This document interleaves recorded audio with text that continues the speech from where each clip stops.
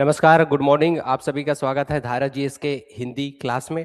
ये हमारा हिंदी व्याकरण का सेकंड लेक्चर दूसरा क्लास होगा, जिसमें हम कल हमने ध्वनि और वर्ण को समझा था। आज फिर उसी में हम आगे कंटिन्यू करेंगे।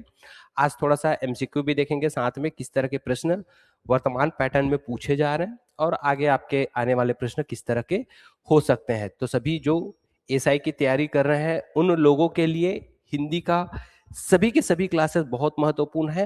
ठीक है, और ये जो हमारा वर्ण होता है, ध्वनि होता है, ये तो आधार होता है पूरा हिंदी व्याकरण का। तो आपको आधार जो बेस है उसको एकदम स्ट्रांग करना है, आपका नींव मजबूत होगा तो आगे की तैयारी भी आपका काफी अच्छा होने जा रहा है। ठीक है, तो आप लोग जल्दी जल्दी इस पर फोकस करेंगे। ठीक है, सभी के सभी ध्यान दीजिएगा। कोई भी दिक्कत कोई भी परेशानी होता है तो आप कमेंट करके पूछ सकते हैं। कोई भी दिक्कत कोई भी परेशानी होता है तो आप लोग कमेंट करके पूछ सकते हैं। ठीक है, पूछ सकते हैं। कोई भी दिक्कत होता है तो कल हमने जो देखा था, ठीक है, कल हमने जो देखा था याद रखिएगा, बहुत इंपॉर्टेंट होता है। उस क्लास को भी आप जरूर देखिएगा। कल के क्लास को आपको छोड़ना नहीं है। अगर कोई आज देख रहा है तो कल के क्लास को भी आप जरूर देखिएगा, जिसपे हमने चर्चा किया था। थोड़ा सा ओवरव्यू ले लेते हैं।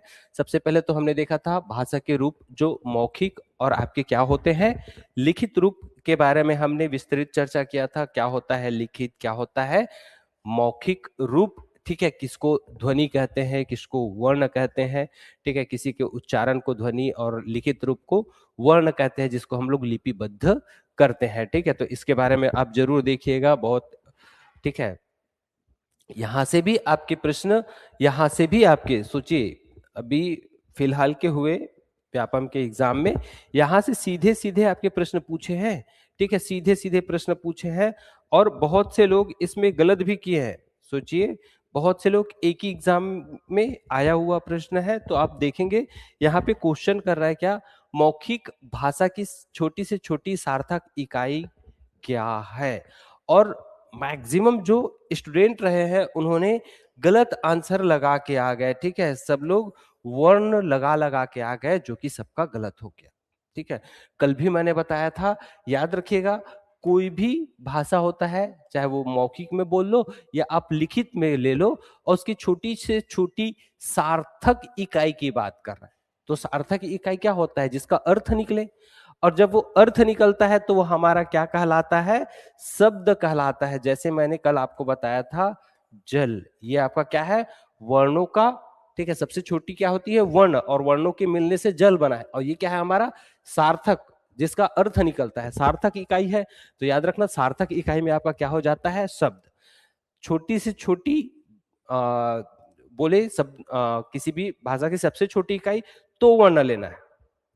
किसी भी भाषा की जो सबसे छोटी इकाई आपका बोल दिया जाए, हिंदी भाषा की सबसे छोटी इकाई क्या है तो बोल दे तो वर्ण लेंगे। लेकिन सार्थक इकाई जब देगा, मतलब जिसका अर्थ निकलता हो, तो वर्ण का अर्थ कहाँ निकलेगा, इस अ का अर्थ निकलता है क्या, इस क का अर्थ निकलता है क्या, इसका अर्थ नहीं निकलता, तो ये आपके वर्ण नहीं होगा, जिसका अर्थ निकले बोल रहा है। ठीक है, तो वो आपका क्या हो जाता है, शब्द। तो सोचो, यहां से उसी तरह से प्रश्न पूछा जा रहा है, जो कॉन्सेप्ट है, जो आप समझते हो, वहां से प्रश्न पूछा गया। तो इन सारे चीजों को आपको ध्यान देना है। ठीक है जी, ये सारी चीजों को आपको थोड़ा थोड़ा ध्यान जरूर देना है। ठीक है, उसी तरह से भाषा के रूप का एक प्रश्न पूछा था, भाषा के रूप का एक प्रश्न पूछा था, जिसमें आपका क्या दिया है, उच्चरित भाषा के रूप होते हैं कौन से, उच्चरित, लिखित, दृश्य, अदृश्य, सही विकल्प चुने। ठीक है, अब यहाँ पे आपके प्रश्न पूछा गया था कि भाषा के रूप, तो भाई एक तो मौखिक, जिसको हम लोग उच्चरित करते हैं, उच्चारण करते हैं, और दूसरा कौन सा, लिखित रूप। तो दो ही तो हमने देखा था, कौन सा, मौखिक मतलब उच्चारण उच्चरित वाला, दूसरा लिखित रूप देखे थे। तो यहाँ पे आपका जे और के हो जाता है। बहुत से लोगों ने जे के एलएमबी कर दिया और बहुत से लोग दिक्कत में भी आ गए, के को कर दिए केवल लिखित रूप करके। तो ये सारी चीजों को आपको थोड़ा ध्यान देना है कि कहां कहां से कैसे कर से प्रश्न पूछे जा रहे हैं। हमने तो देखा था ना, मौखिक मतलब क्या है, उच्चारण करते, उच्चरित, दूसरा लिखित, ठीक है, लिखित भाषा तो ये भी हमने देखा है। ठीक है, तो ऐसे टाइप के प्रश्न पूछे जा रहे हैं और वो भी आपके क्या है, कूट रूप में दिया जा रहा है, तो इसलिए ज्यादा परेशानी हो जाता है। ठीक है, ऐसे कूट बना के दिया जा रहा है तो थोड़ा सा दिक्कत तो हो ही जाता है। ठीक है, एक आध और प्रश्न देखे क्या, एक आध और प्रश्न देखे। अब यहीं से फिर से, भाषा में किस प्रकार का संकेत होता है, भाषा जो होता है किस प्रकार का संकेत होता है, बोल रहा है ऑप्शन में शारीरिक, आंगिक, ध्वन्यात्मक, मानसिक।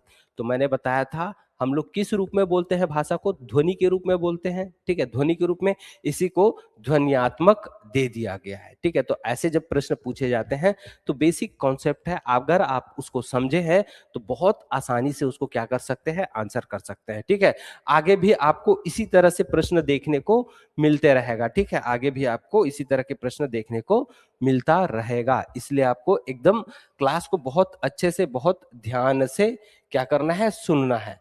कल का मैंने क्लास में आपको स्वर वर्ण बताया था, अब इसमें बेसिक सा प्रश्न दे दिया है, स्वरों को सही क्रम में करना है, आ उ ई ओ ए। अब ये दे दिया है एल एन के एम ओ, अब आपको सीक्वेंस में जमाना है। तो भाई कल तो हमने देखा ही था, कल तो हमने देखा ही था। ठीक है, क्या देखा था, तो अ आ इ ई उ ऊ री ए ऐ ओ औ, और यही क्रम में आपको जमाना था। तो ये वाला आपका क्या है, इसी क्रम में जमाया गया है। तो ऐसे टाइप के आपके प्रश्न बेसिक सा पूछा जा रहा है, लेकिन कई लोगों को स्वर को सही क्रम में जमाने का भी आइडिया नहीं होता। तो सारे चीजों को आपको फोकस रखना है, ध्यान रखना है, एक एक चीज को समझना है, स्वरों को भी आपको क्रम से याद होना चाहिए। कई लोग ई को बाद में ऊ को पहले, ऐसे थोड़ा सा ए, इसमें कंफ्यूजन आपको नहीं होना है। री कहाँ पे आएगा, इसमें भी आपको कहीं पे भी कंफ्यूजन नहीं होना चाहिए। ठीक है, तो कल के क्लास में हमने जो देखा था, तो इन सारे पॉइंट पे, सारे बिंदु पे आपको बहुत ध्यान से क्या करना पड़ेगा, डील करना पड़ेगा, इसके साथ समझना पड़ेगा। ठीक है, तो कल हमने जो देखा था, कौन सा, आपके भाषा के कौन से रूप के बारे में देखा था, जहां से आपके पिछले कुछ दिनों में 3-4 सीधा सीधा प्रश्न पूछा गया था। इसी तरह से हमने वर्ण के बारे में देखा, तो वर्ण को भी आपको याद रखना, वर्ण किसे कहते हैं, क्या होता है, इसके बारे में आपको कंप्लीट पता होना चाहिए, कंप्लीट पता होना चाहिए। ठीक है, जिन लोगों ने भी अगर नहीं देखा है तो कल के क्लास को आप एकदम आसानी से जाकर देख सकते हैं, अवेलेबल है, उपलब्ध है। ठीक है, नहीं तो आगे थोड़ा सा प्रॉब्लम, दिक्कत हो सकता है। कल हमने जो देखा था, कौन से देखे थे हमने, एक हमने देखा था ह्रस्व स्वर, दीर्घ स्वर, संयुक्त स्वर, प्लुत स्वर के बारे में थोड़ा सा समझा था। वहां से भी आपके अभी कुछ एक दिनों के पहले के एग्जाम में, ठीक है, व्यापम के एग्जाम में प्रश्न पूछा था, निम्नलिखित वर्णों में कौन सा वर्ण संयुक्त स्वर नहीं है, पूछा। अब संयुक्त स्वर नहीं है, बहुत से लोगों को इसमें भी दिक्कत हुआ। एक तो ए है, ऊ है, औ है, ओ है। ठीक है, बहुत से लोगों को दिक्कत हुआ, बहुत से लोगों ने ऊ कर दिया। तो मैंने बताया था ऊ धन ऊ बराबर आपका क्या हो जाता है, दीर्घ ऊ हो जाता है। अ धन ओ बराबर हो जाता है कौन सा, औ हो जाता है। और उसके बाद आपका अ धन ऊ, ये क्या हो जाता है आपका, ओ हो जाता है। और अ धन ई बराबर ए हो जाता है। इसमें से मैंने बताया था अ धन अ बराबर आ, ई धन ई बराबर ई, ऊ धन ऊ बराबर ऊ। ये जो होते हैं ये सारे क्या होते हैं, आपके दीर्घ स्वर होते हैं। और बाकी जो आपके क्या है, संयुक्त स्वर होता है, ये भी मैंने आपको कल के क्लास में बताया था, ये भी मैंने आपको कल के क्लास में बताया था। ठीक है, जैसे यहाँ पे मैंने बताया था, ये वाला जो आपका होता है, ठीक है, ये जो आपका दिख रहा है आपका, ये, इसको मैंने बताया था, ये संयुक्त स्वर कहलाते हैं। ये जो चार आपको दिख रहा है ये संयुक्त स्वर, ये आपके दीर्घ स्वर कहलाते हैं। समान स्वर मिलके दीर्घ हो जाता है, बताया था। यहां से भी आपके सीधे सीधे प्रश्न बने हैं, पूछे गए हैं, और पहले भी बहुत सारे प्रश्न पूछे, इसलिए आपके बहुत ज्यादा महत्वपूर्ण हो जाता है। ठीक है, पहले पहले भी यहाँ से आपके प्रश्न पूछे गए हैं, इसलिए ज्यादा महत्वपूर्ण हो जाता है। अब कल हमने स्वर के बारे में देखा था, आज हम देखेंगे व्यंजन के बारे में। कोई भी दिक्कत, कोई भी परेशानी होता है तो कमेंट करके पूछ लेंगे। ठीक है, बिल्कुल भी सोचना नहीं है, कमेंट करके पूछ सकते हैं। ठीक है, और आज का क्लास हम अब स्टार्ट करते हैं हमारे व्यंजन वर्ण से। उम्मीद है स्वर आप लोगों को समझ में आया होगा, कितने स्वर होते हैं, कैसे कैसे हम उसका विभाजन करते हैं, सारी चीजों को आपने क्लियर किया होगा। ठीक है, तो जी हाँ सर, आपका नाम क्या है? दीपक पटेल, ठीक है। कहाँ से हैं सर आप? महासमुंद से। हो गया आपका सारा नाम जो क्लियर है? कैसे मतलब? अच्छा, नहीं नहीं, क्लासेस आपके सारे काम आएंगे, तो उसका तो टेंशन लेना नहीं है। ठीक है, सारे क्लासेस आपके काम आएंगे। आपका सिलेबस, आपका फोकस होना चाहिए सिलेबस पे। ठीक है, आपका फोकस किस पे होना चाहिए? कंप्लीट सिलेबस पे होना चाहिए। ठीक है, क्लासेस तो आपको पूरे मिलेंगे। ठीक है, कंप्लीट सिलेबस पर फोकस करना है। सिलेबस आपको पूरा पता है ना? ठीक है, आपके एसआई में ऐसा है कि सारे चीज को जाके डाल दिया गया है। ठीक है, जिसमें आपको वेटेज पर ज्यादा फोकस करना है।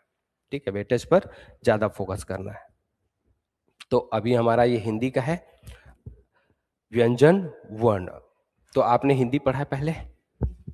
पहले पढ़ा है? कहाँ पढ़ा है? अच्छा, मेरे वीडियो से। ओह, कितना क्लास देखे थे? तब तो ठीक ठाक होगा, ऐसा उम्मीद है। समझ में आया था? तो अब आपका जो है, आप सभी का जो है याद रखिएगा, इसमें मैक्सिमम से मैक्सिमम आपको कवर करना है। आपको अगर हाई रैंक तक जाना है, ठीक है, हाई रैंक में जाना है, तो हिंदी में आप ये समझिए कि आपको 100 में 100 अटेम्प्ट करना है। मतलब आपको कंप्लीट बनना चाहिए। अगर ऐसा करते हैं तो याद रखिएगा आपका रैंक जो है वो डायरेक्ट इम्प्रूव होता है। बहुत से लोग जो है हिंदी को सरल आसान करके समझते हैं, उनका उसमें 20% मार्क्स कट जाता है। ठीक है, बहुत सारे कंफ्यूजन में गलत हो जाता है, बहुत सारे पता ही नहीं होता। इस चक्कर में क्या होता है, उसके 20 to 30% जो है ना वो कम हो जाता है नंबर। और वो आपके लिए मौका होता है कि आप वहां पे पूरे में पूरे कवर कर सकते हैं। और हिंदी ऐसा है, अगर आपने बहुत अच्छे से पढ़ा तो पूरे में पूरे बनते हैं। पूरे में पूरे बनते हैं। बहुत सारे ऐसे प्रश्न है जो बेसिक कॉन्सेप्ट समझे हो उससे बन जाता है, जो सामने वाले से नहीं बनता। तो आप लोग कोशिश करिए इसमें पूरा स्कोर करिए। ठीक है, अदर सब्जेक्ट में थोड़ा बहुत जो कमी बेसी होता है उसको ये पूरा कर लेता है।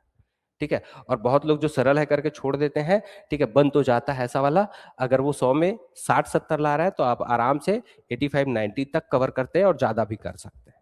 तो आपके लिए बेनिफिट होता है। तो व्यंजन वर्ण होता क्या है? ठीक है, हमने स्वर देखा था। स्वर देखा था, क्या होता है? तो स्वर बताइए।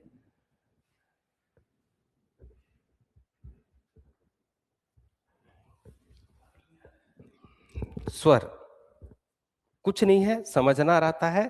ठीक है, याद करने लायक चीज ही नहीं है ये। स्वर और व्यंजन को केवल आपको समझना है। ठीक है, स्वर और व्यंजन को केवल आपको क्या करना रहता है? समझना रहता है। इससे ज्यादा आपको कुछ करना भी नहीं है। ठीक है, स्वर याद रखिएगा, हमने एक देखा था, स्वर देखा था, और दूसरा देखा था, दूसरा देखने वाले हैं कौन सा? व्यंजन। स्वर और व्यंजन। और इन्हीं दोनों को आपको कंपेयर करके थोड़ा सा आप ध्यान दीजिएगा इसके परिभाषा में। स्वर कहता क्या है? अगर स्वर जो कहता है वो आप कर लिए तो समझिए फिर दोबारा पढ़ने की जरूरत नहीं होना चाहिए। ठीक है, स्वर क्या कहता है? जिन वर्णों का उच्चारण बिना अवरोध अथवा विघ्न बाधा के होता है। ठीक है, जिन वर्णों का उच्चारण बिना अवरोध अथवा विघ्न बाधा के होता है उसको स्वर वर्ण कहते हैं। जैसे हम लोग बोलते हैं अ, तो भीतर से जो हवा आता है, जो आवाज आता है, वो मुंह में कहीं रुकता नहीं है, वो सीधा सीधा निकल जाता है। उसमें कोई बाधा होता ही नहीं है। चाहे आप क्या बोलो, चाहे अ बोलो, चाहे आ बोलो, चाहे ऊ बोलो, चाहे ऊ बोलो, ऐसे आप स्वरों को बोलिए तो बिना अवरोध अथवा विघ्न बाधा के निकलता है। बात खत्म। स्वर क्या है? तो जिन वर्णों के, अब ये तो क्या है? वर्ण ही है, हम वर्ण ही देख रहे हैं। ठीक है, तो जिन वर्णों के उच्चारण या जिन, हाँ, जिन वर्णों के उच्चारण में जो भीतर से आती हुई वायु मुख में बिना बाधा के, ठीक है, बिना अवरोध के अगर सीधा सीधा निकल जाए वो स्वर वर्ण होते हैं। व्यंजन वर्ण क्या है? तो याद रखिए, जिनके उच्चारण में भीतर से आती हुई वायु मुख में कहीं ना कहीं किसी न किसी रूप में बाधित हो जाए, ये आपके क्या हो जाते हैं? व्यंजन वर्ण। याद रखिएगा, आजकल वो परिभाषा को कूट में बना बना के दे रहा है। पहला स्टेटमेंट यही हो जाता है, जिन व्यंजन, एक तो कथन देता है, कारण देता है। अब वो क्वेश्चन कैसे बनाता है ये भी आप थोड़ा सा ध्यान दीजिएगा। एक परिभाषा होता है उसका इसका। तो जिन वर्णों के उच्चारण में भीतर से आती हुई वायु मुख में कहीं ना कहीं किसी न किसी रूप में बाधित होता है, उसको स्वर वर्ण कहते हैं। पहला स्टेट में कूट कथन ये दे दिया, ठीक है। तो भाई आपको पता है अगर बाधित हो रहा है तो स्वर होगा ही नहीं। परिभाषा में क्या है, पूरा व्यंजन का दिया, लास्ट में स्वर कहते हैं लिख दिया।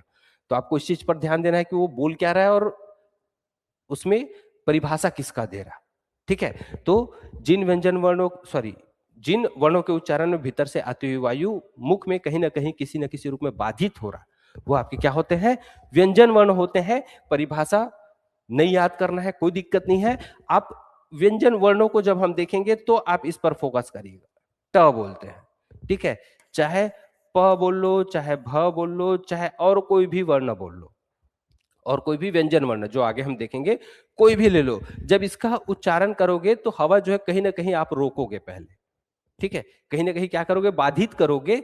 और जब उस बाधा को छोड़ोगे तभी आपका उच्चारण होता है। जैसे ट बोलने के लिए हम जीभ को ऊपर की ओर लेके जाते हैं और छोड़ते हैं, उसी तरह से प हो, भ हो, और कोई भी ले लो, उसमें क्या होता है, बाधा होता है। और इन दोनों में अगर अंतर आप समझ ले तो परिभाषा दोबारा पढ़ने की जरूरत नहीं पड़ेगी।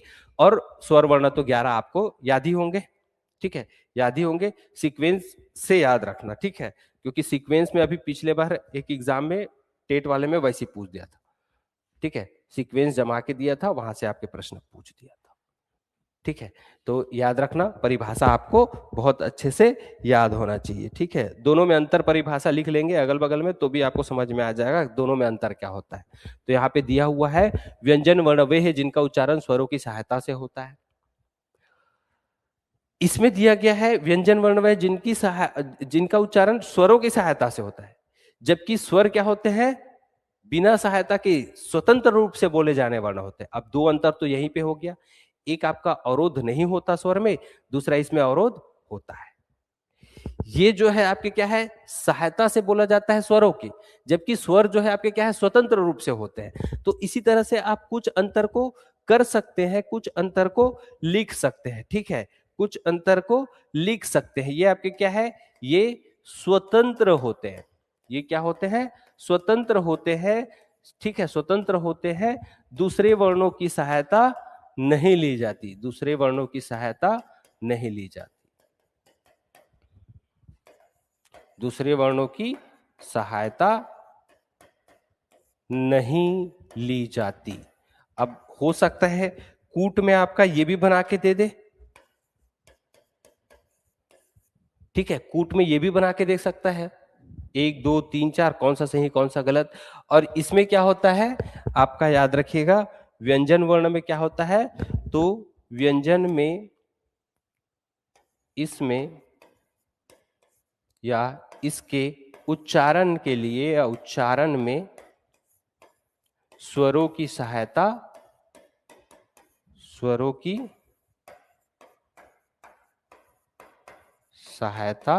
ली जाती है।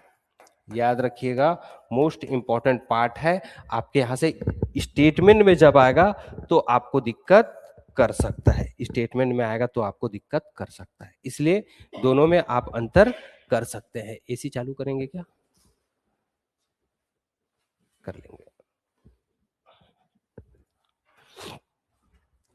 ठीक है। तो ये आप एक चीज याद रखिएगा, एक तो बिना अवरोध अथवा विघ्न बाधा के होता है, ठीक है, बिना अवरोध अथवा विघ्न बाधा के होता है। व्यंजन जिसमें अवरोध होता है, इसमें क्या है, ये स्वतंत्र होते हैं, दूसरे वर्णों की सहायता नहीं ली जाती, इसके उच्चारण में स्वरों की सहायता ली जाती है। ये याद रखना, ये बहुत इंपॉर्टेंट हो जाता है, एग्जाम्पल तो आपको पता ही होगा, ठीक है। और मैंने बताया था भीतर से आती हुई वायु मुख में कहीं ना कहीं किसी न किसी रूप में बाधित होता है, ये तो परिभाषा हो जाता है। ये भी याद रखिएगा, स्वतंत्र वर्ण होते हैं तो क्या होते हैं, इसमें हम दूसरे वर्णों की सहायता नहीं लेते, और इसमें दूसरे मतलब स्वरों की सहायता लिया जाता है। जैसे हम अगर हम यहाँ पे क लिखते हैं तो याद रखिएगा, जब हम इसका विच्छेद करते हैं तो क के उच्चारण के लिए अ, अगर ये ऐसी लिखा हुआ है तो इसका उच्चारण हम नहीं कर सकते, जहां हलंत है उसको आप बोल नहीं सकते, इसको बोलने के लिए हमको स्वरों की सहायता की जरूरत पड़ती है, ठीक है, तो याद रखिएगा इसका उच्चारण आप तभी कर पा रहे हैं जब इसमें क्या है, अ लगा हुआ है। स्वतंत्र रूप से अगर ये हो जाए तो इसका उच्चारण आप नहीं कर सकते। ठीक है, और इसमें जब अ आके जुड़ जाता है तब ये हो जाता है क, जिसका हम उच्चारण करते हैं। तो ऐसे कोई भी हो, अगर आप स्वर नहीं कर रहे हैं तो मात्रा का प्रयोग करेंगे, मात्रा भी तो स्वर ही होता है।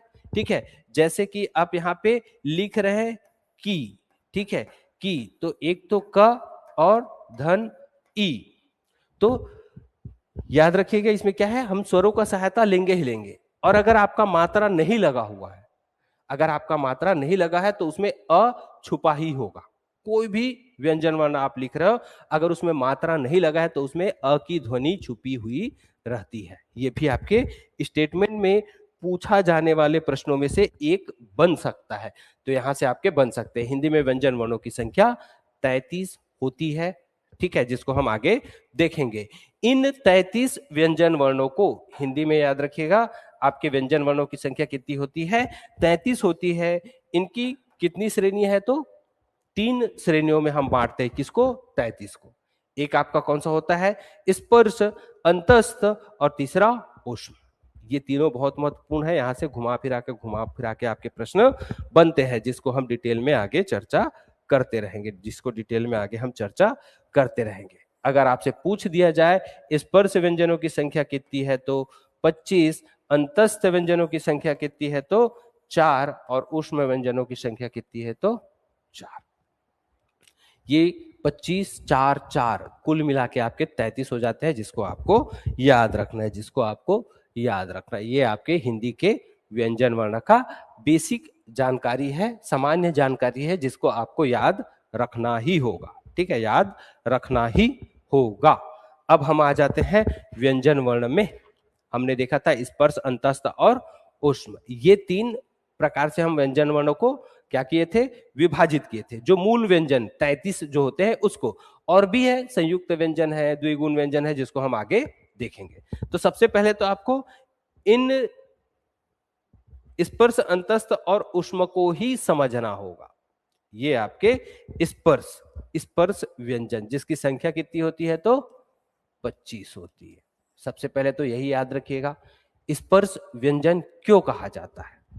ठीक है, तो हमारे मुख के अलग अलग भाग होते हैं। जैसे हम लोग ओठ बोलते हैं, ओष्ठ बोलते हैं उसको, दांत बोलते हैं, उसी तरह से हम क्या बोलते हैं, तालु, मूर्धा। ठीक है, जीभ होता है, कंठ होता है। ठीक है, इस तरह के मुख के ना अलग अलग भाग होते हैं ना, पता है ना आपको, तालु किसको बोलते हैं, मूर्धा किसको बोलते हैं, पूरा पता है, पक्का ना। ठीक है, वेरी नाइस, तब तो आसानी होगा। ठीक है, अब ये मुख के अलग अलग भाग के स्पर्श से बोले जाते हैं। जितने भी आपके यहाँ पे व्यंजन वर्ण दिया हुआ है, व्यंजन वर्ण दिया हुआ है, यहाँ पे हलंत लग जाएगा सभी में। व्यंजन वर्ण मतलब क्या होता है, हलंत लगा हुआ ही आपके क्या होते हैं, व्यंजन वर्ण होते हैं। बिना हलंत के आप उसको व्यंजन वर्ण तो होगा, लेकिन जिसका उच्चारण आप कर सकते हैं। अब ये आपके क्या हो गए, हमारे व्यंजन वर्ण। तो याद रखिएगा, सारे के सारे व्यंजन वर्णों का जब उच्चारण करेंगे तो इसमें आपके स्वर जुड़ जाएंगे। और जब हम इसका उच्चारण करते हैं तो ये क्या है, मुख के अलग अलग भाग के स्पर्श से बोले जाते हैं, इसीलिए इसको स्पर्श व्यंजन कहा जाता है। ये मुख के सब अलग अलग भाग के स्पर्श से बोले जाते हैं। जैसे ये क, ख, ग, घ, अंगा, ये कंठ से बोले जाते हैं। ठीक है, उसी तरह से च, छ, ज, झ, य तालु के स्पर्श से बोले जाते हैं, उसको हम देखेंगे। तो अलग अलग भाग के स्पर्श से बोले जाते हैं, इसीलिए इसको स्पर्श व्यंजन कहते हैं। दूसरा, इसी को वर्गीय व्यंजन भी कहा जाता है। क्यों कहा जाता है, क्योंकि इसको अलग अलग 5 वर्गों में हमने बांट दिया। क, च, ट, त, प, अलग अलग 5 वर्गों में बांट दिया, इसलिए इसको क्या बोला जाता है, वर्गीय व्यंजन। ठीक है, तो सबसे पहले तो स्पर्श व्यंजन क्यों कहा जाता है, क्योंकि इसको मुख के अलग अलग भाग के स्पर्श से बोले जाते हैं। इसको वर्गीय व्यंजन क्यों कहा जाता है, तो इसको हमने अलग अलग 5 वर्गों में बांट दिया, इसलिए वर्गीय व्यंजन कहा जाता है। कितने होते हैं वर्गीय व्यंजनों की संख्या या स्पर्श व्यंजनों की संख्या, तो 25। एकदम रटे रुटा होना चाहिए, सीधा सीधा प्रश्न पूछ दे, बहुत लोग कंफ्यूज हो जाएंगे। स्पर्श व्यंजन तो याद भी कर लेंगे, वर्गीय व्यंजन में कंफ्यूज हो जाएंगे। ठीक है, प्रत्येक वर्ग में कितने होते हैं, तो 5 5 होते हैं। ठीक है, तो सबसे पहला हमारा आ जाता है कौन सा हो जाता है, क वर्ग। सबसे पहला कौन सा आ जाता है, क।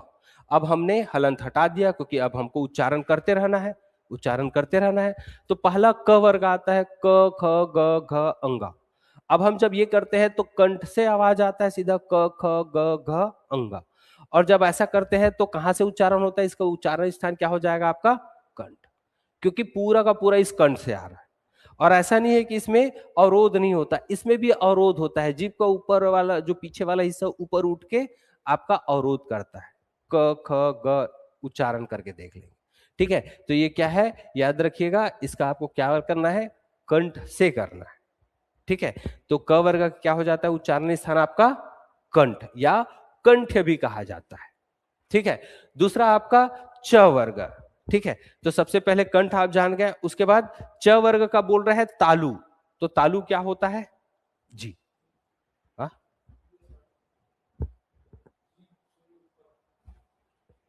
जीभ से च वर्ग का स्थान उच्चारण स्थान बोल रहे हैं क्या होगा, तालु होगा। तालु होता क्या है, ऊपर वाला दांत है, ऊपर वाला दांत, उसके जस्ट पीछे वाला हिस्सा। तो जैसे ही आप च बोलोगे, छ बोलोगे, ज बोलोगे तो क्या होता है, च छ, तो ये जो जीभ है वो तालु में जाकर टकराता है। मतलब जो भीतर से हवा आ रही है उसको जीभ जो है तालु में जाकर टकरा के अवरोध करता है। और क्योंकि जीभ तालु में जाके टकरा रहा है इसलिए इसको क्या बोला जाता है, तालव्य वर्ण बोला जाता है, या इनका उच्चारण स्थान क्या बोला जाता है, तालु बोला जाता है। तो याद रखिएगा च छ ज झ इया, इन 5 व्यंजन वर्णों का उच्चारण स्थान क्या हो जाएगा आपका, तालु हो जाएगा, ठीक है, तालु हो जाएगा। उसके बाद आपका आता है ट वर्ग। ट वर्ग का उच्चारण स्थान क्या है, मूर्धा। और मूर्धा क्या होता है, तो मूर्धा क्या होता है, मूर्धा मोस्ट इंपॉर्टेंट है, यहां से सबसे ज्यादा प्रश्न पूछे जाते हैं, मूर्धा से सबसे ज्यादा प्रश्न पूछे जाते हैं। तो क्या होता है, हमारा जो मुंह का ऊपर वाला हिस्सा है ना, गड्ढा वाला, ठीक है, मुंह का ऊपर गड्ढा वाला, तो जैसे ही आप ट बोलोगे तो जीभ जो है वो गड्ढे में जाता है, और वो वाले हिस्से को क्या बोलते हैं हम लोग, मूर्धा बोलते हैं। मतलब तालु के जस्ट पीछे वाला हिस्सा। तो ट बोलेंगे तो जीभ ऊपर की ओर जाता है और छूटता है। तो याद रखना सब के सब ट ठ ड ढ ण, तो इसमें आपका जीभ जो है ऊपर की ओर जाता है, जिसको बोला जाता है क्या, मूर्धा। तो याद रखना कौन कौन से, ट वर्ग, ट वर्ग में ट ठ ड ढ ण, ये 5 आपको एकदम रटे रुटाए होने चाहिए। उसके बाद त वर्ग का उच्चारण स्थान दंत बोल रहा है, क्योंकि त थ द ध न बोलोगे तो आपका जीभ जो है दांत में जाकर टकराता है। देखना आपका जीभ जो है किस में जाकर टकराएगा, दांत में।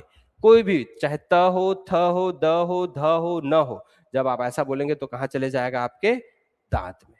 तो इसको दंत या इसका उच्चारण स्थान दंत बोला जाता है, तो ये भी आप याद रखिएगा। उसके बाद प वर्ग, प फ ब भ म, तो दोनों ओटो के सहारे से आप कर रहे हो अवरोध को। प बोलोगे तो ऐसे रोकता है, ठीक है, फिर छूटता है। तो अवरोध पहले हो रहा है फिर छोड़ते हो, चाहे वो ब बोलो, भ बोलो, म बोलो, ठीक है। तो प फ ब भ म सब में आप ओठ का सहारा ले रहे हो, इसलिए इसका उच्चारण स्थान क्या हो जाता है, ओष्ठ हो जाता है, ओष्ठ। तो ये 5 वर्ग में, प्रत्येक वर्ग में वर्णों की संख्या कितनी होती है, तो 5। कुल कितना होता है, तो 25। इतना याद रहेगा। पांचों वर्ग आपको बहुत अच्छे से पता होना चाहिए। अगर ये करते हैं तो आपको 25 वर्ण ऐसे ही याद हो जाते हैं। क वर्ग, च वर्ग, ट वर्ग, त वर्ग, प वर्ग, ठीक है, जिसको शॉर्ट में आप याद रखिएगा क च ट त प, क्योंकि जब आप संधि में जाएंगे तो इसकी जरूरत पड़ेगी, और उस टाइम पे हमको बहुत अच्छे से उच्चारण आना चाहिए, क्योंकि जब हम नियम से देखते हैं तो हमको वो जरूरत पड़ती है। और अभी जिस हिसाब से प्रश्न पूछे जा रहे हैं, बिल्कुल उम्मीद रखिए, भरोसा रखिए कि वो नियम से भी प्रश्न आपके पूछेंगे। अभी जिस हिसाब का लेवल कर दिया है क्वेश्चन का, ठीक है, अभी थोड़ा सा लेवल को बढ़ा दिया। अब इसके लिए आपको हिंदी बहुत डीप में बहुत समझ कर पढ़ना होगा, ठीक है। आप केवल रट कर या अभ्यास बार बार कर भी नहीं कर सकते, आपको समझना पड़ेगा, कॉन्सेप्ट को समझना पड़ेगा, परिभाषा को समझना पड़ेगा, सबको समझना पड़ेगा। अब आप बता दीजिए इसमें, ठीक है, बता दीजिए इसमें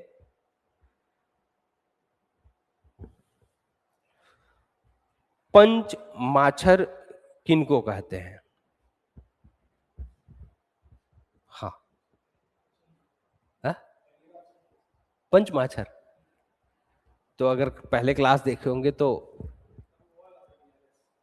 हाँ, उसमें भी था, तो भूल गए होंगे ऐसा, क्योंकि सीधा सीधा प्रश्न पूछता है पंच माक्षरों की संख्या कितनी है। सीधा सीधा प्रश्न आपका पूछता है पंच माक्षरों की संख्या कितनी है। तो प्रत्येक वर्ग का जो पांचवा अक्षर होता है ना, प्रत्येक वर्ग का, चाहे वो क वर्ग हो, च वर्ग हो, ट वर्ग, त वर्ग, प वर्ग, सबका जो पांचवा वर्ण होता है इसको क्या बोला जाता है?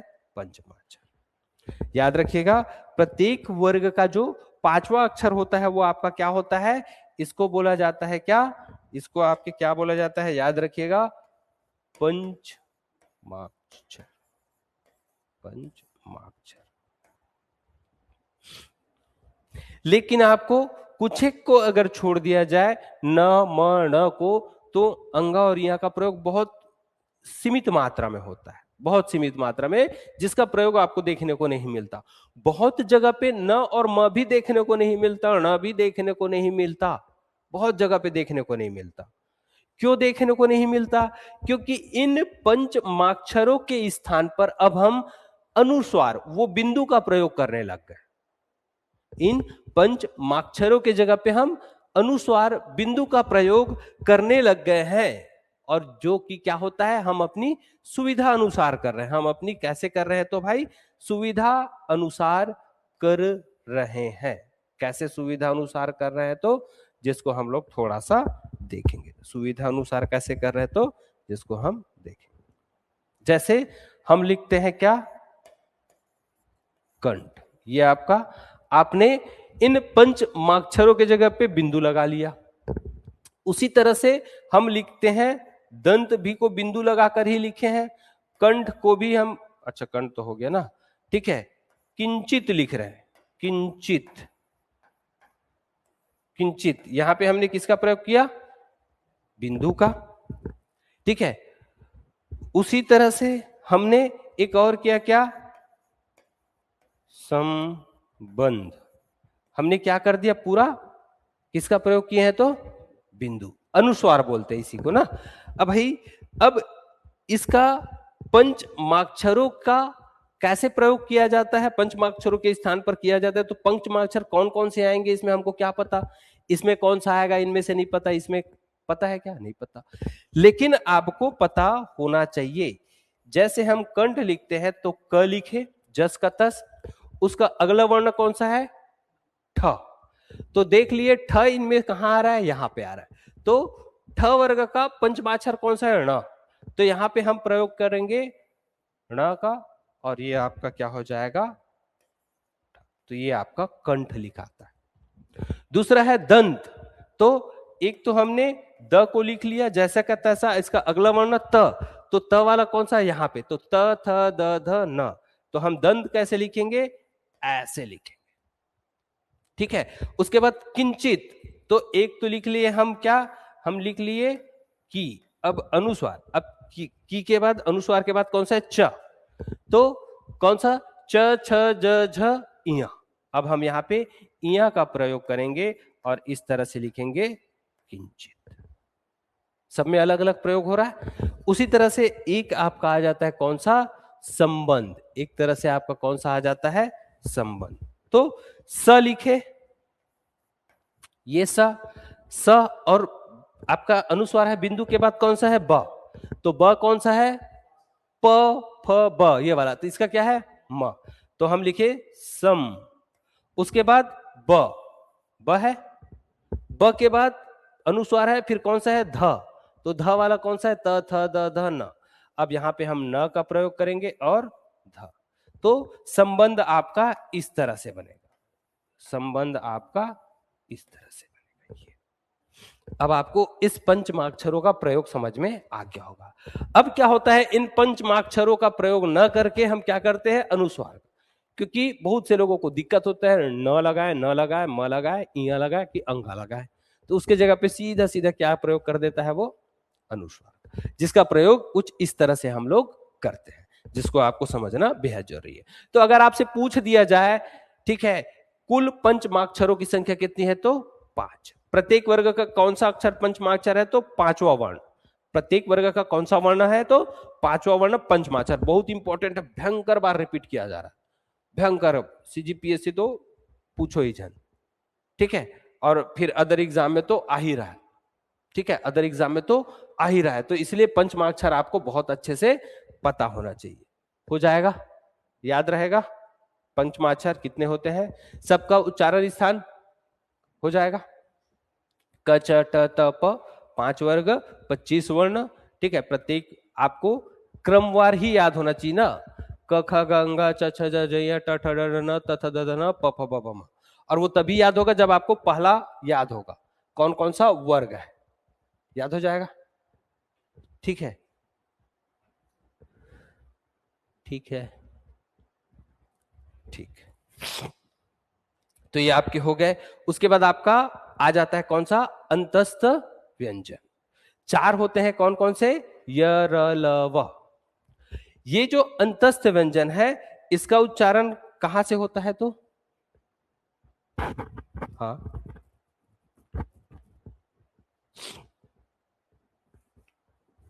चलिए, हाँ बताएंगे। हाँ, मूर्धा, ठीक, कोई दिक्कत नहीं। अभी आप लोग इतना अच्छे से कर लीजिएगा कि ना आपको दोबारा पढ़ने की जरूरत मत पड़े, ठीक है। समझिएगा, मतलब अभ्यास करिएगा, रटिएगा मत, अभ्यास करिएगा। जो मैंने इसका बताया इसका अभ्यास करना है। ये कंठ को छू रहा है क्या, मतलब कंठ से आ रहा है क्या, ये तालु को छू रहा है क्या, च बोलने से जीभ तालु में जा रहा है क्या, ट ठ ड ना बोलने से मूर्धा में जा रहा है क्या जीभ। ये अभ्यास करिएगा, रटिएगा मत, पढ़िएगा मत, अभ्यास करिएगा। 4 बार अभ्यास करिएगा, ठीक है। और पता होना चाहिए बस दंत, मतलब कहां पे छूता है, दांत को छू रहा है क्या, तालु तालु को छू रहा है, तालु कौन सा जगह है ये पता होना चाहिए। अभ्यास करिएगा, ये आपका पूरा हो जाए। पंचमाक्षर तो पांचवा वर्ण होगा ही होगा, ये भी याद हो जाएगा।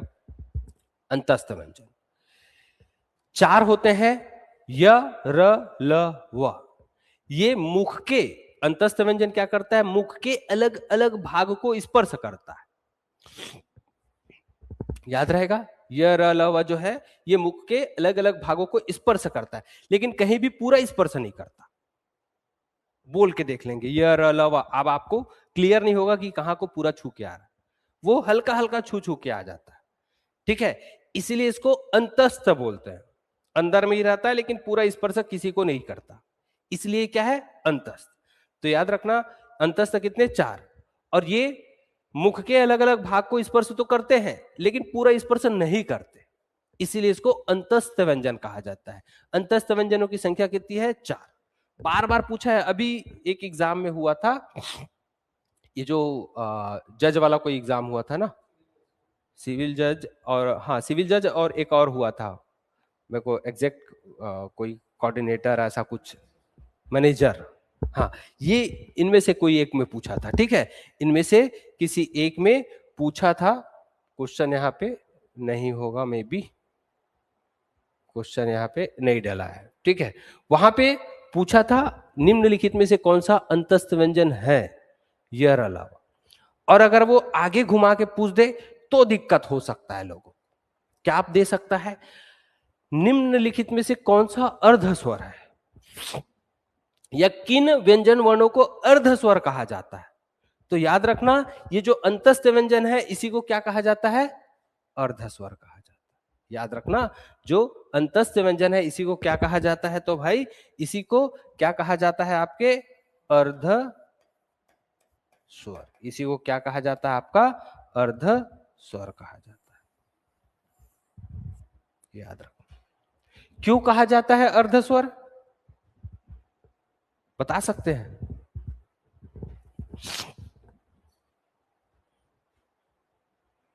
चलिए एनीवन कमेंट करके बता सकते हैं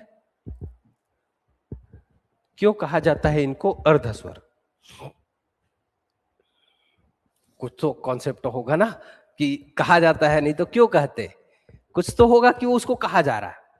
और मैंने आपको बताया है, अभी अभी 1 मिनट पहले मैंने आपको बताया है, और अगर उसको समझ लिए फिर जिंदगी में कभी पढ़ने की जरूरत नहीं पड़ेगी। मैं ये बोल रहा हूं, समझना है केवल। और अगर एक बार समझ लिए तो आपको इस विषय में ज्यादा ध्यान न देकर अदर विषय में भी आपका टाइम बचेगा। प्रैक्टिस के लिए अभ्यास, मैथ्स है, जीएस, बहुत सारे हैं ना आपके, तो वो तब हो सकता है आपसे जब ऐसी चीजों में एक बार ध्यान दिए, दोबारा पढ़ने की जरूरत मत पड़े भैया कि बार बार आके देख रहा हूं अर्धस्वर क्या है, अंतस्थ क्या है, उसके बाद ऊष्म क्या है, स्पर्श क्या है, इसको कौन सा वर्ण उच्चारण, क्यों हम बार बार पढ़े। ये तो मतलब समझ लिए, उसके बाद जरूरत पड़ना भी नहीं चाहिए, नहीं तो फिर हम तो केवल हिंदी में उलझे रह जाएंगे और बाकी सब छूट जाएगा। क्यों बोला जाता है, देखिए मैंने अभी आपको बोला अंतस्थ व्यंजन वे हैं जिनका उच्चारण मुख के अलग अलग भाग के स्पर्श से होता है, लेकिन पूरा स्पर्श नहीं करता, आधा थोक थोक छुक छुक के आ जाता है। तो भाई एक बताओ, एक चीज बताओ, अभी मैंने बोला ये क्या है, इसमें बिना अवरोध अथवा विघ्न बाधा के बिना रुके निकल जाता है, इसमें रुकता है, बाधा होता है, और जिसमें बाधा आधा हो रहा है तो वो अर्ध हो जाएगा। स्वर में बिना बाधा का और अंतस्थ में आधा बाधा का तो अर्ध स्वर, इसमें पूरा बाधा इसलिए स्पर्श। समझ में आ गया, क्लियर? हाँ, स्वर में जो हमने बोला बिना अवरोध अथवा विघ्न बाधा के, कोई अवरोध नहीं, और व्यंजन में पूरा अवरोध होता है, और अंतस्थ में आधा होता है, मतलब हल्का छू के आता है, मतलब हम उसको बाधा पूरा नहीं हो रहा है, मतलब आधा हो रहा है, तो उसको अर्ध स्वर कह सकते हैं।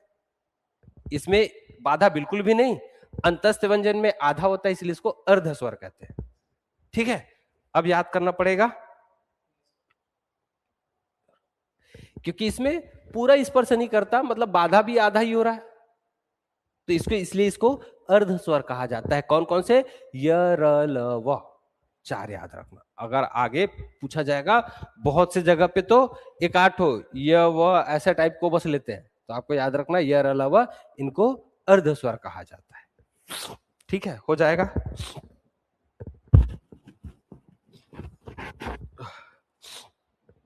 कुछ सर्दी हो गया, फीवर है, इसलिए मैं एसी बंद रखा था।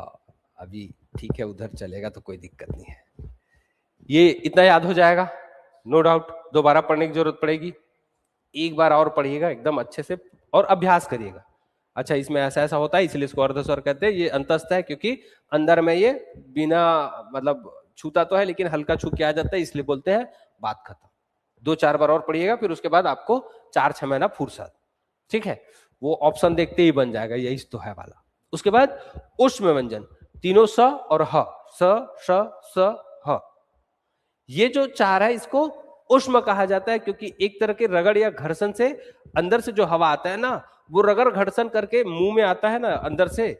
जैसे आप स बोलते हैं तो अंदर से हवा आता है, तीनों स या ह बोलो तो वो जो है ना मुंह में एक रगड़ घर्षण के साथ बाहर निकलता है। और कोई भी चीज जब रगड़ या घर्षण होता है उसमें ऊष्मा पैदा होती है। कोई भी चीज रगड़ या घर्षण होगा तो उसमें ऊष्मा पैदा होगा ही। आपके ही सर में ऐसे टॉवेल को 2-4 बार मार दो, करंट आ जाता है, आ जाता है ना। तो ये जो भीतर से हवा आता है ना, वो एक रगड़ घर्षण के साथ निकलता है, इसलिए इसको ऊष्म व्यंजन कहा जाता है। कौन कौन सा? स, स, स, ह, याद रखना। ये चार आपके क्या है? ऊष्म व्यंजन। या अगर आपको निम्नलिखित में से कौन सा वर्ण है जो एक रगड़ या घर्षण से उत्पन्न होता है जिस कारण इसको ऊष्म व्यंजन कहा जाता है, तो आपको तीनों श याद रखना है। तीनों स, अब मैं तीनों स बोल रहा हूं, मतलब सबका उच्चारण स स स ऐसा नहीं होता, सबका उच्चारण स स स ऐसा नहीं होता। ठीक है, तीनों का उच्चारण अलग अलग होता है, जिसको हम आगे जाके समझेंगे। ठीक है, और एक आपका ह, ह, तो ये चार आपको याद रखना है, ऊष्म व्यंजन होते हैं, ऊष्म व्यंजन होते हैं। उम्मीद है इतना सब। ये मुख के अलग अलग उच्चारण स्थान है, जैसे ओठ होता है, दांत होता है, उसके पीछे तालु होता है, उसके पीछे मुर्दा होता है, नासिका होता है, इधर कंठ होता है। तो ये सबको आपको ध्यान देना है कि कौन कौन सा क्या होता है। ये आपके नोट्स बनाने के लिए यहाँ पे दिया हुआ है, जिसको आप नोट्स के रूप में लिख सकते हैं। कोशिश करिएगा कि आप लोग इसको अभ्यास करके एक बार अच्छे से पढ़ लीजिए, फिर दोबारा इसको पढ़ने की जरूरत पड़े ही ना। मैं नहीं चाहता कि आप एक ही विषय में आप अपना पूरा फोकस बनाए रखें, आज पढ़ रहे हैं 10 दिन बाद फिर पढ़ रहे हैं, फिर 15 दिन बाद फिर पढ़ रहे हैं, फिर 10 दिन नहीं। आप एक बार ऐसे पढ़िए कि आपको अगले 2-3 महीने तो पढ़ने की जरूरत ना पड़े, और पढ़े भी तो आप एक दिन में पूरा रिवीजन कर ले, इस हिसाब से पढ़ लीजिए, तो आपके अदर विषय अदर सब्जेक्ट में आपका फोकस बना रहेगा। ठीक है, अगर ठीक है, ओके, ठीक है, इतना हो जाएगा पक्का। उसके बाद आता है आपका कौन सा, अल्पप्राण और महाप्राण। अल्पप्राण और महाप्राण पूरा परिभाषा यहाँ पे लिखा हुआ है। अल्पप्राण क्या होता है, महाप्राण क्या होता है, क्या बोलता है। अल्पप्राण जिनके उच्चारण में श्वास पूर्व से अल्प मात्रा में निकले, जिनमें हकार जैसी ध्वनि नहीं होती, उन्हें अल्पप्राण कहते हैं। प्रत्येक वर्ग का पहला तीसरा पांचवा वर्ण अल्पप्राण है। अंतस्थ व्यंजन य र ल व भी अल्पप्राण है। ये इसका परिभाषा बोलता है अल्पप्राण क्या होता है। महाप्राण क्या, महाप्राण व्यंजन वर्ण के उच्चारण में हकार जैसी ध्वनि विशेष रूप से रहती है और श्वास अधिक मात्रा में निकलता है। प्रत्येक वर्ग का दूसरा चौथा और समस्त उष्म वर्ण क्या होता है, आपके महाप्राण होता है। बहुत लोग इस तरह से रट्टा मार लेते, पहला तीसरा पांचवा दूसरा चौथा, फिर कुछ दिन बाद किसका पहला दूसरा है, किसका तीसरा चौथा पांचवा है, कंफ्यूज हो गए। किसका पहला दूसरा पहला तीसरा पांचवा है, किसका दूसरा चौथा, ये हमेशा कंफ्यूजन बना रहता है, हमेशा हमेशा। अगर आपने रटा है, मैं लिख के देता हूं, ठीक है, अगर आज आपने रटा है, 2 दिन रटे, उसके बाद 15 दिन जाके आप कंफ्यूज हो जाएंगे, भूल जाएंगे, और तब हो जाएगा जब मैं बीच बीच से उठा के पूछ दूं, तब तो और दिक्कत हो जाएगा। ठीक है, अब आपको क्या करना है, बिल्कुल भी रटना नहीं है, आपको बिल्कुल भी रटना नहीं है, बिल्कुल भी रटना नहीं। क्या करना है तो याद करने के लिए, अब आपको मैंने बोल दिया, ठीक है, अंतस्थ को देखेंगे ही, ये हमारे ध्वनि चिन्ह दिए हुए। ठीक है, जैसे मैंने बोला कि भाई ये, ठीक है, और ये, और आपके ये, और आपके ये। ठीक है, और आपसे पूछा जा रहा है निम्नलिखित में से कौन सा महाप्राण, तो क्या बताएंगे आप लोग, निम्नलिखित में से कौन सा महाप्राण था, कैसे बताया आपने, है 2 और 4 महाप्राण। अच्छा, इसमें मेरे को बताएंगे कौन कौन सा, ठीक है, इसमें आप लोग बताएंगे कौन कौन सा आपका घोष है और कौन कौन सा अघोष है, कौन कौन सा घोष है, कौन कौन सा अघोष है।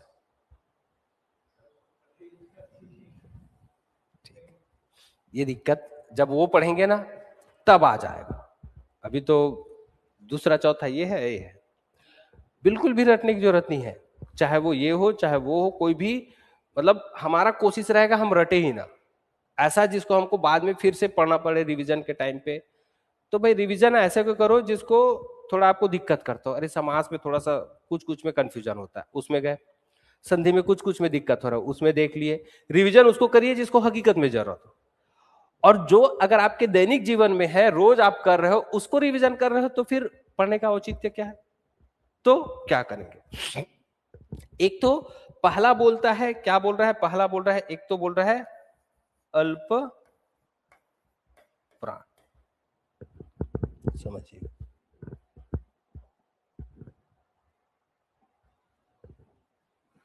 एक तो आपको बोल रहा है, क्या बोल रहा है, अल्प प्राण बोल रहा है, ठीक है, और दूसरा बोल रहा है क्या, महाप्राण, यही बोल रहा है आपको, एक अल्प और महाप्राण। केवल समझिएगा, अल्प मतलब क्या होता है, कम, कम, अल्प कम, थोड़ा। प्राण मतलब क्या होता है,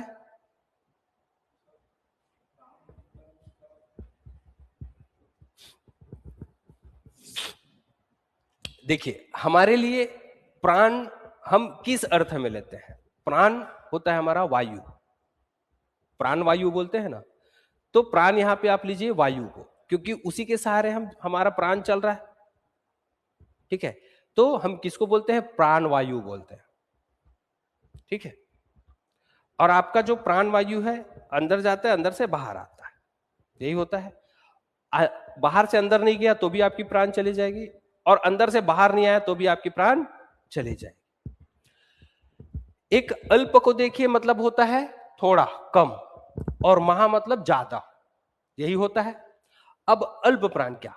तो जिन वर्णों के उच्चारण में, जिन व्यंजन वर्णों के उच्चारण में आपका जो प्राण मतलब हवा वायु कम मात्रा में निकलेगा, उसको बोलोगे। जिन व्यंजन वर्णों के उच्चारण में आपका जो प्राण मतलब क्या, हवा ज्यादा मात्रा में निकलेगा, क्या बोलोगे? पक्का बोलोगे? अब चलो, अब मेरे को आप केवल दो वर्ण बोल दो, केवल दो वर्ण बोल दो। ठीक है, बाकी से मुझे मतलब नहीं है, आप केवल दो वर्ण बोल दो। एक ट बोलना, एक ठ बोलना, केवल दो वर्ण। पहले आप ट को बोलो और ठ को बोलो। ट और ट थ बोले। ट बोले तो कितना हवा निकला, और ठ बोले तो कितना हवा ना, कंपेयर कर लो, तुलना कर लो।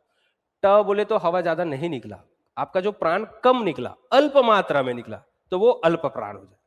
ठ बोलोगे तो ज्यादा निकलता है, तो जिसमें ज्यादा निकले प्राण आपका मतलब वायु, क्या हो जाएगा? महाप्राण। बस आप सबको बोल के देख लो, तो जिसमें जिसमें ज्यादा निकल रहा है किसी और के तुलने में, तो वो आपका महाप्राण। तो आपने आपने रट्टा मारा कि प्रत्येक वर्ग का, क्या बोल रहे हैं, प्रत्येक वर्ग का दूसरा और चौथा महाप्राण होता है। इसके बदले में आप अभ्यास कर लो, क ख, क में कम निकल रहा है, ख में ज्यादा, तो क अल्प प्राण, ख महाप्राण। ग कम निकल रहा है, घ में फिर ज्यादा, तो ये अल्प प्राण, ये महाप्राण। फिर अंगा बोले तो कम निकल रहा है। इसी तरह से सब में अभ्यास कर लो, सब में प्रत्येक वर्ग के पहले तीसरे और जो पांचवें ना, उसमें ना हवा जो आपका प्राण वायु है वो अल्प मात्रा में निकलेगा, थोड़ा निकलेगा। तो 4 बार अभ्यास किए, खत्म कहानी, वहां पे कोई दिक्कत आपको होगा नहीं। तो प्रत्येक वर्ग का पहला तीसरा पांचवा जब आप उच्चारित करते तो आपका जो प्राण वायु है अल्प मात्रा में निकलता है, इसलिए इसको अल्प प्राण कहा जाता है। और प्रत्येक वर्ग का दूसरा और चौथे में जब आप उच्चारण करते हो तो हवा ज्यादा मात्रा में निकलता है, तुलना करेंगे इनसे तो ज्यादा मात्रा में आपका प्राण वायु निकल रहा है, इसलिए इसको महाप्राण कहा जाता है। याद हो जाएगा। उसी तरह से आप जो है क्या है, यरलव का करो तो हवा हल्का हल्का मात्रा में निकलता है। यरलव बोल के देखिए, अभ्यास करिए। यरलव कम मात्रा में निकल रहा है, तो वो किस में चले जाएगा? आपके अल्प प्राण में। और अगर आपने उष्म वर्ण कर लिया, स स स ह, तो ज्यादा मात्रा में निकल रहा है, फिर आपका प्राण वायु ज्यादा मात्रा में निकल रहा है, उसको हम महाप्राण बोलते हैं। इसलिए उष्म व्यंजन को आपके महाप्राण में रखा गया। हो जाएगा, अभ्यास करोगे पूरा एकदम रटा जाएगा, आपको रटने की जरूरत नहीं है, ऑटोमेटिक रटा जाएगा। अब आप उसके बाद आप चाह के भी नहीं भूल सकते। क्यों नहीं भूल सकते? बोले आपसे पूछे भैया प क्या होता है, तो प एक कम मात्रा में, और फ क्या होता है, तो फ बोले अरे ज्यादा निकला, महाप्राण। जरूरत ही नहीं है फिर दोबारा पढ़ने की। ठीक है, तो आप इस तरह से पढ़िएगा, तो आपका दोबारा पढ़ने की जरूरत नहीं पड़ेगा। किसी भी तरीके से यहां से घुमा फिरा के दे दे, जैसा भी दे दे, कोई दिक्कत नहीं। कभी कभी पूछता है, आगे जाएंगे तब देखेंगे। ठीक है, ये आपका अल्प प्राण महाप्राण में कोई दिक्कत, कोई परेशानी, कोई दुविधा बिल्कुल भी होना भी नहीं चाहिए। ठीक है, होना भी नहीं चाहिए। घोष और अघोष। अब यहां पे देख लो, वहां पे पहला तीसरा पांचवा और दूसरा चौथा में बटा हुआ था। अगर रट्टा मारेंगे तो यहां पे आ जाएंगे, तो यहां पे पहला दूसरा और तीसरा चौथा पांचवा में बटा है। अब ये जो कुछ दिन बाद दिक्कत कर देता है, जब आप अल्प प्राण महाप्राण घोष अघोष दोनों को पढ़ लेते हो। अब बोलिए अरे यार इसका ये है कि उसका वो है, तो अब तो उसमें तो कोई दिक्कत होगा ही नहीं, ये गारंटी है, उसमें कोई दिक्कत होगा नहीं। आप बोल के बोले अरे हमने क बोलते तो कम आता है, ख बोलते तो ज्यादा आता है, हो गया उसका जो है क्लियर। अब इसका क्लियर करते हैं। अघोष और घोष परिभाषा क्या बोलता है? नाद की दृष्टि से जिन व्यंजन वर्णों के उच्चारण में स्वर तंत्र का झंकृत होगा, वे क्या होते हैं? झनकृत होती है वे, और जिनमें ऐसी झनकृति नहीं रहती वे। अब इसमें नहीं दिया हुआ है, उधर छुप गया। तो जिनमें स्वर तंत्रियां झनकृत होती है उसको घोष बोलते हैं, और जिनमें ऐसी झनकृति नहीं होती उसको हम अघोष बोलते हैं। ठीक है, घोष में केवल नाद का उपयोग होता है, जबकि अघोष में केवल श्वास का। अब छोड़ो, परिभाषा तो बनते रहेगा। बोले अघोष में प्रत्येक वर्ग का पहला दूसरा स स स, उसके बाद और घोष में क्या बोल रहा है, तीसरा चौथा पांचवा फिर। अब वहां पे अलग अलग किए थे, अब ये दो अलग हो जाएगा अलग, और ये आपके तीन अलग हो जाएगा ऐसे। तो ये आपका क्या हो जाएगा, बोल रहा है प्रत्येक वर्ग का पहला दूसरा अघोष हो जाएगा, और तीसरा चौथा पांचवा घोष हो जाएगा। उसके बाद उसमें स स स तीन ठो और स है बोल रहा है। ठीक है, कितने, तीन और स है, ये कलर में अंतर करिएगा, ये आपके क्या हो जाएंगे, आपके घोष। अब आ जाते हैं वापस कहां पे, परिभाषा। उच्चारण में स्वर तंत्र, स्वर तंत्र क्या होता है पता ना, हमारा स्वर मतलब हम जब गाना गाते हैं या बोलते भी हैं तो हमको पता चल जाता है किसका आवाज मोटा है, किसका आवाज सुरीला है। अगर कोई गाना गा रहा है तो ज्यादा बेहतर पता चलता है, मतलब हम लोग बोलते हैं ना इसका स्वर सही जा रहा है, इसका सुर बहुत अच्छा है। तो वो क्यों, क्योंकि वो जो है इन वर्ण, जो वर्ण है, जितने भी स्वर वर्ण है, व्यंजन वर्ण है, इनका उच्चारण बहुत अच्छे से कर लेते हैं, उनको पता है। कई लोग का आवाज मोटा होता है, भद्दा होता है, उसके बाद भी जब वो गाना गाता है ना, अगर उन्होंने इनका उपयोग कर लिया तो उनका गाना बहुत अच्छा लगता है। मतलब जैसे अमिताभ बच्चन का आवाज कैसा, बहुत भारी, एकदम हैवी, लेकिन गाना वो गाया है और बहुत अच्छा लगा। क्यों लगा है, भारी होने के साथ में उन्होंने इन वर्णों के उच्चारण और सुर ताल को बैठा लिया कि हमको कब कहां झनकृति लाना है, कब नहीं लाना है। तो थोड़ा थोड़ा उसके उपयोग से हम कर सकते हैं। हमारी आवाज कैसी है वो मायने फिर नहीं रखता। बहुत लोग ऐसे हैं जो आप देखेंगे आवाज उतना अच्छा नहीं, लेकिन जब वो गाते हैं तो बहुत अच्छा लगता है। ठीक है, अब ये झनकृतियां कहां कहां होती है, तो जहां एक तो घोष मतलब घर्षण टाइप का, तो उसमें झनकृति होगी, और अघोष मतलब उसमें घोष नहीं होगा। घोष को सघोष भी बोलते हैं, एक सघोष एक अघोष। तो या घोष भी दे सकता है या उसके जगह पे सघोष भी दे सकता है, जिसमें घर्षण झनकृति होगी वो घोष या सघोष भी कहलाता है। अब फिर से उच्चारण में आ जाते हैं, तो क ख बोलेंगे ना, तो ये जो यहां से स्वर तंत्र मतलब मुख के भाग से बोलते हैं क ख, लेकिन जैसे आप कहां चले जाओ ग घ अंगा, तो यहां पे आपका झनकृति चालू हो जाता है। क ख नहीं, ग घ अंगा में आपके इधर जो है स्वर तंत्र में झनकृति चालू हो जाती है। इसलिए प्रत्येक वर्ग के पहले दूसरे में ऐसी झनकृति नहीं होती। तो क ख हो चाहे च छ ट ठ त थ प फ, लेकिन जैसे ही हम आते हैं ग घ अंगा, यह झनकृति चालू हो जाती है। ज झ इया, द ढ न, द ध न, ऐसे आप अभ्यास करिएगा तो किसमें झनकृति हो रही, किसमें झनकृति नहीं हो रही। नहीं ऐसे छूते हैं ना तो हर में झनकृति चालू हो जाता है। ठीक है, हम उसको ऐसे जब बिना छुए ऐसा करते हैं तब पता चलता है कि हम क ख बोले, क ख। उसके बाद जैसे ही हम आ जाएंगे ग घ अंगा, तो यहां पे ना जो ये आपका हिलना चालू हो जाता है। ठीक है, तो इस तरह से आपको अभ्यास करना है। तो प्रत्येक वर्ग का पहला दूसरा अघोष होता है, इसमें झनकृति नहीं होता, और तीसरा चौथा पांचवा में आपकी झनकृति होता है, तो इसलिए आपके क्या हो जाते हैं, घोष वर्ण। उसके साथ में आपको दिया हुआ है स स स, ये तीनों स स स, इसमें भी आपकी झनकृति नहीं होती, जबकि यर लव और ह तो झनकृति होता है। यर लव ह, इसमें झनकृति होता है, समझ रहे, इसमें झनकृति होता है।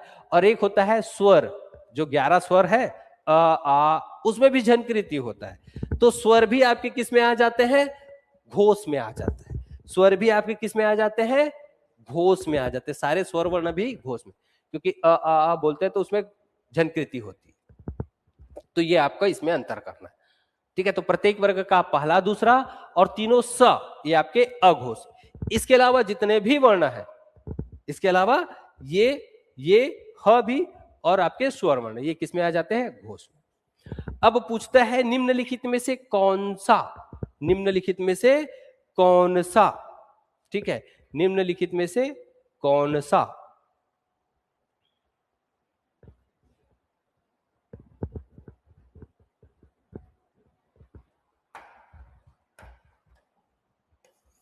प्रश्न बनता है निम्न में कौन सा वर्ण महाप्राण व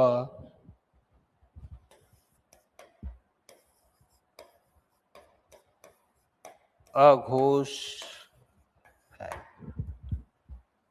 ठीक है, आजकल तो ऐसी बना रहा है,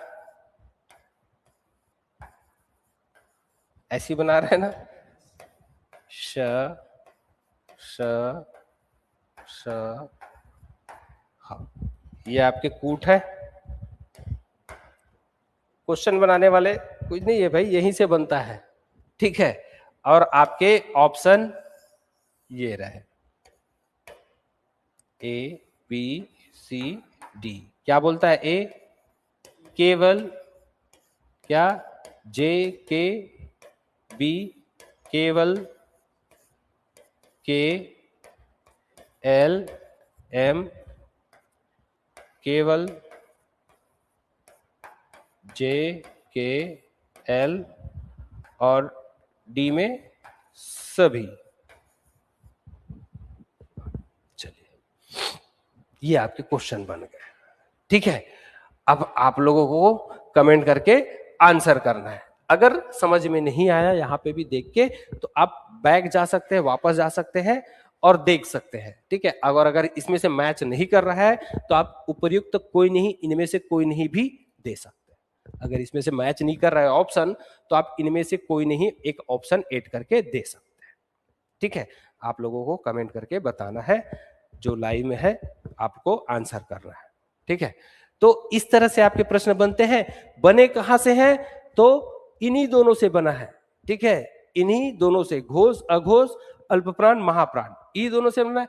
इसमें महाप्राण और इसमें का वो अघोष को उठा के दे दिया, कौन सा है कौन सा नहीं है, और ये इस तरह से दे दिया है। आपके ऑप्शन यहाँ पे है जिसको आपको करना है, आपका ऑप्शन यहाँ पे है जिसको आपको करना है।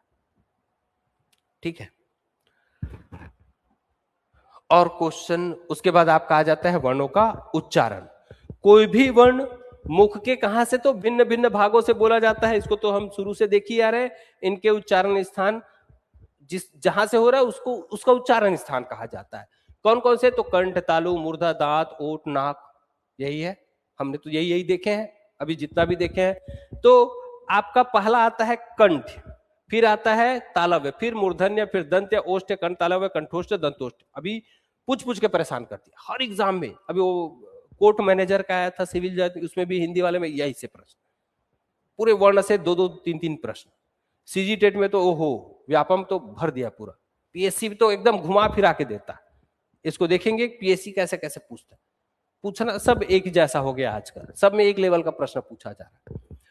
कंठ्य में तो सबसे पहले एक चीज याद रखिएगा, एक अपवाद को छोड़ देना, बाकी सब में आप क्या करना, जीभ जो है आपका जीभ है ना, तो सब में अपने जीभ को कॉमन ले लेना कि सब में जीभ तो होगा ही होगा, सब में जीभ तो होगा ही होगा, सब में आपका जीभ होगा ही होगा।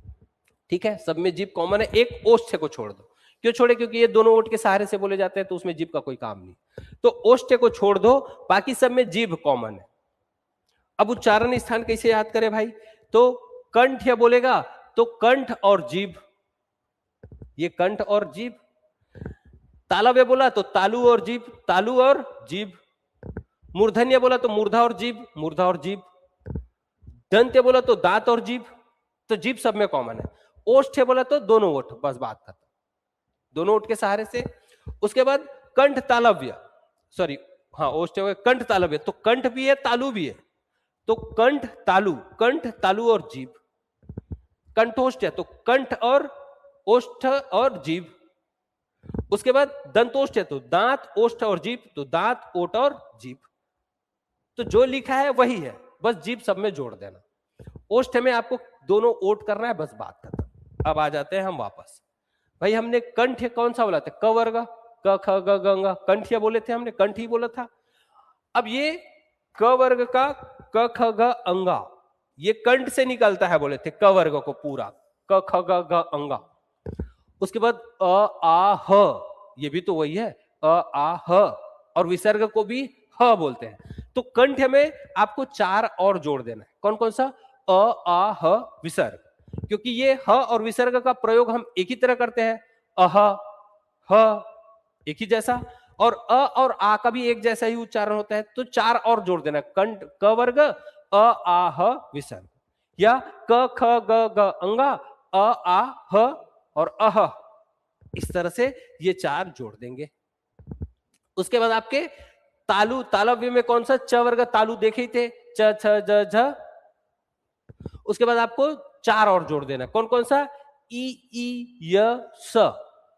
कौन सा स? तो शक्कर वाला स, ई ई य स, ई ई य स। तो 4 और जोड़ देना च वर्ग में, ई ई य स।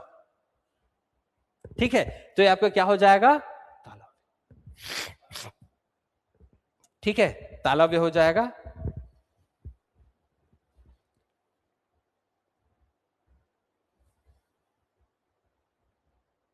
ठीक है, तो ई ई और य श, कौन सा था? तो शक्कर वाला। तो इसका उच्चारण स्थान क्या है? तो तालु और जीभ। जीभ किस में जाके टकराएगा? बोले तालु में जाएगा। जीभ किस में जाएगा? तालु में जाएगा। उसके बाद मूर्धन्य, तो मूर्धा और जीभ, तो ट वर्ग हमको पता ही है, ट ठ ड ढ ण। उसके बाद री र श, एक ही जैसा है, री र श। तो षटकोण वाला स जो है वो जीभ के साथ मूर्धा में, शक्कर वाला जीभ के साथ तालु में। अंतर समझ में आ गया दोनों सा? अब इसका जब उच्चारण करोगे तो अपनी जीभ को कहां लेके जाओगे? तालु में, और षटकोण वाला को जीभ कहां लेके जाओगे? मूर्धा में। तो दोनों का उच्चारण अलग हो गया। अब आप अपनी जीभ को लेके जाइए तालु में, तब वो ये स बुलाएगा। अब अपनी जीभ को लेके जाइए मूर्धा में, तब ये श बुलाएगा, श। इसीलिए हम लोग देखना षटकोण वाले को ना श बोलो बोलते हैं, श ऐसा बोलो बोलते हैं। हम लोग स स स बोलते हैं, अरे नहीं, षटकोण को श बोलो बोलते हैं। तो क्या बोलते हैं? श, ऐसा थोड़ा अटका हुआ, तो वो ऊपर जाता है। उसके बाद तीसरा आपका आता है दंत्य, तो दांत को जीभ में, जीभ को दांत में लेके जाते हैं। ये जीभ जो है वो दांत में, तो त थ, हमारा जीभ जो है दांत में जाता है, त थ द ध न, ल और स, ल और स, ल और स। तो ये जो स का उच्चारण कब होगा? जब जीभ को दांत की ओर लेके जाओगे। अब देखो, ये स जीभ को तालु, ये स जीभ को मूर्ध, और ये स जीभ को दांत की ओर। तो तीनों का उच्चारण अलग अलग हो गया। नहीं तो बोलते हैं अरे स स स, तो बोलते हैं, लेकिन अलग अलग क्यों लिखा है? क्योंकि उनका उच्चारण स्थान अलग अलग ही है।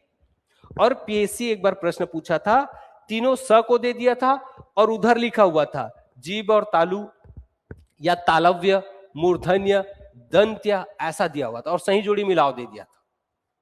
सोचो, तीनों स को दिया था और एक तरफ ये वाला दे दिया था, इधर वाला, ये वाला तालु और जीभ के स्पर्श से, मूर्धा और जीभ के स्पर्श से, दांत और जीभ के स्पर्श से दे दिया था, और बोला था सही जोड़ी मिलाइए।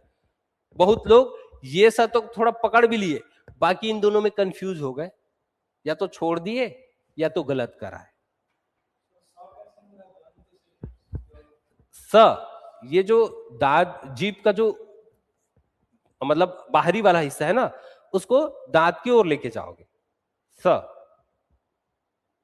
ठीक है, स बोलते हैं, स।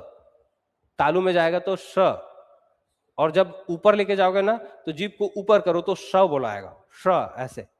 तो जीभ को ऊपर लो, मतलब पूरा मत सटाना, हल्का सा लेना, और श बोलोगे ना तो ये श ऐसे निकलता है, श। ठीक है, तो ये अलग अलग, हालांकि हमारे दैनिक जीवन में हम प्रयोग करते ही नहीं है, इसलिए हमको थोड़ा सा अजीब लगने लग जाता है। समझ रहे हो? हम लोग अपने दैनिक जीवन में कहां प्रयोग करते हैं सारे चीज, इसलिए हमको कोई भी सा हो, स स स स ऐसे बोलते हैं। उसके बाद ओष्ठ है, तो दोनों ओठ, प वर्ग, प फ ब भ म, उ उ उ उ, तो ये ओठ का ही ले रहे हैं। तो प वर्ग का पूरा उ उ, ये आपके कंठ तालव्य।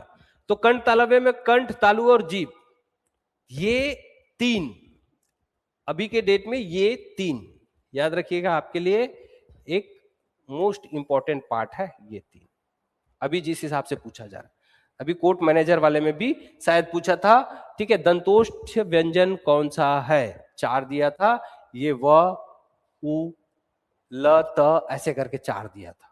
ये अभी अभी पूछा गया, अगेन प्रश्न है, जब कितने बार रिपीट हो रहा है ये, ठीक है। इसको भी पूछा जाता है दंतो कंठोष्ठ या कौन कौन सा है, कंठ, ओष्ठ और जीभ। भाई तो ओ बोलेंगे, ठीक है, ओ बोलेंगे, ओ तो हमको तो क्या लेना है, ओ बोलेंगे तो ओ तो हिल ही रहा, ओ ऐसा, और ओ किससे बना है, अ और उ से, तो अ बोलेंगे, अ उ, तो ये अ बोलेंगे तो कंठ से आ रहा है, उ बोलेंगे तो ओष्ठ। समझ रहे, ये मैंने आपको कुछ देर पहले बताया ना, ओ जो किससे बना है, अधन उ से, तो अ का उच्चारण कंठ अ, मैंने पहले में बताया क वर्ग अ आ ह विसर्ग कंठ है वाला, तो अ बोले तो कंठ और उ बोलेंगे तो ओष्ठ। अभी मैंने यहां पे बताया उ का ओष्ठ है, तो कंठ ओष्ठ और हो गया। इसी तरह से औ का भी होता है, अधन ओ, तो ये भी आपका कंठ ओष्ठ के होता है। तो ओ और औ किससे होता है, तो बोले अ का कंठ, उ का ओष्ठ, तो कंठोष्ठ। तो आपका ओ और औ याद हो जाएगा ये पक्का, इसको तो भूलना ही मत, बहुत इंपॉर्टेंट पूछता है।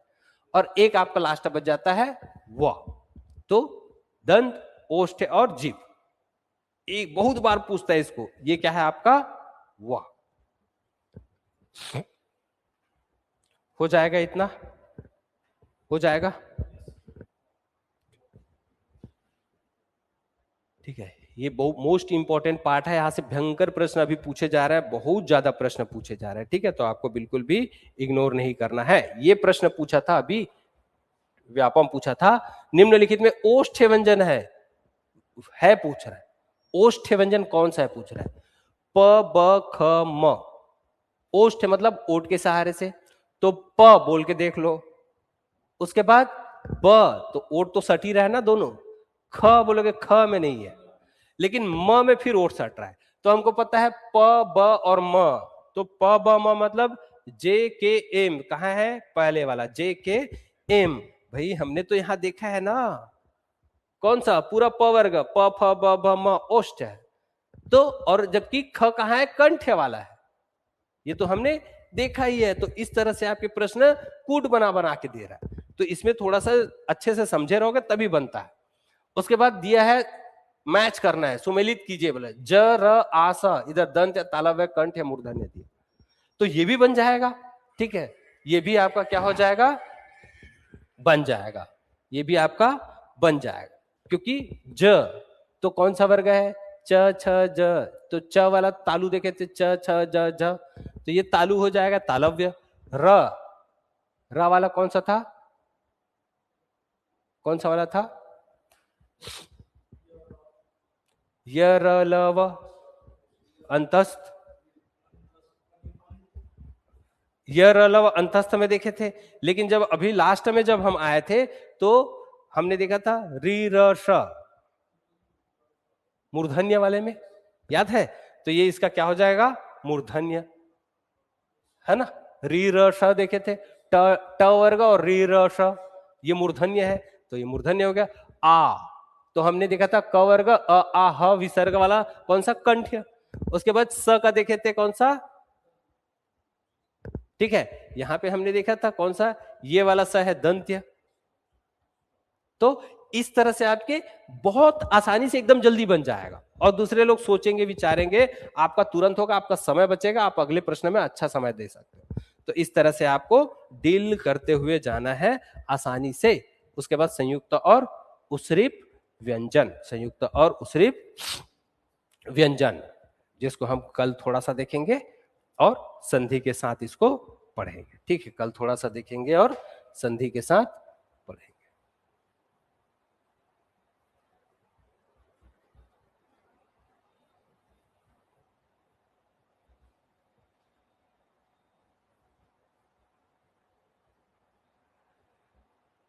हम कंप्लीट समझते हुए ही पढ़ेंगे सब चीज को, ठीक है, समझते हुए ही क्या करेंगे, पढ़ेंगे, सब चीज को समझते हुए ही पढ़ेंगे। ज्यादा रटने की कोशिश हमारी नहीं रहेगी, ज्यादा से ज्यादा हम ये कोशिश रहेगा हम समझे, अभ्यास करें और याद हो जाए। नहीं तो रटने वाले में बार बार रटने की जरूरत पड़ती है, जिसको हम लोग दूर कर देंगे, ठीक है। तो आज का क्लास यहाँ पे हम समाप्त करते हैं। कल फिर लेके आएंगे हम तीसरा क्लास, और आगे जो वर्ण को कंप्लीट एक बार हल्का सा रिवाइज करेंगे, जो बचा है थोड़ा सा उसको। और कल से हमारा नया टॉपिक होगा संधि, ठीक है। तो संधि को भी एकदम डिटेल में समझेंगे, कोशिश करेंगे कि ज्यादा से ज्यादा यहीं पे समझ में आ जाए, आप करना सीख जाओ, समझना सीख जाओ, ठीक है। तो आज का क्लास हम यहाँ पे समाप्त करते हैं। आप सभी का बहुत बहुत धन्यवाद, शुक्रिया, थैंक यू।